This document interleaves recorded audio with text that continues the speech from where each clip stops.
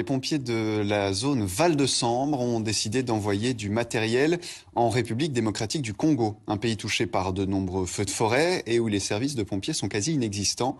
Les hommes du feu belges ont donc décidé de leur venir en aide en envoyant notamment des véhicules d'intervention. Sur place, Gauthier Falk et Pierre Morleghem.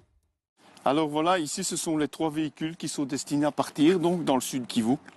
Une camionnette de transport, une ambulance, mais surtout une autopompe avec tout le matériel nécessaire à l'intérieur. Tout ce qui a trait à la distribution et bien sûr à l'arrière, le compartiment pompe avec une pompe basse et haute pression. Bref, du matériel totalement opérationnel mais dépassé en Belgique. Du matériel qui est déglacé, ça traîne dans des terrains vagues, hein, où là ça tourne à rien, tandis qu'ici ça va avoir une deuxième vie et peut-être apporter un plus à ces gens qui en ont réellement besoin. Il faut savoir que chez eux ils n'ont absolument rien. Hein, on sait très bien, on a vu dernièrement dans les émissions qu'il y avait strictement rien comme moyen d'extinction. Ils avaient un véhicule et malheureusement ce véhicule ils l'ont détérioré, donc voilà, ils n'ont vraiment plus rien. La zone de secours a donc décidé de leur venir en aide et d'envoyer ces véhicules vers Bukavu, grande ville du Congo qui compte 1,5 million d'habitants et où les incendies sont courants.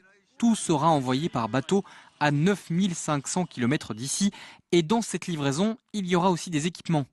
Dans le cadre des ambulances, ils auront des vestes donc, de matériel d'ambulancier. Ils auront aussi donc, des vestes de feu qu'ils recevront. Donc, ce sont les vestes de feu. Et également, bien sûr, aussi des pantalons, des surpantalons. Mais l'aide ne s'arrête pas là. Les pompiers de la zone vont même superviser et former les pompiers congolais. Le but est que nous allions là-bas et d'abord effectuer une analyse des besoins et des moyens avant d'élaborer un quelconque projet. Et puis par la suite aussi, bien bon, de former les gens et petit à petit, il faut avancer pas à pas pour que ces gens-là puissent sauver des vies humaines, sauver leurs biens, donc et qu'on puisse travailler de manière efficace. Cet envoi de matériel n'est donc qu'un début. D'autres livraisons sont prévues à l'avenir en fonction des besoins sur place.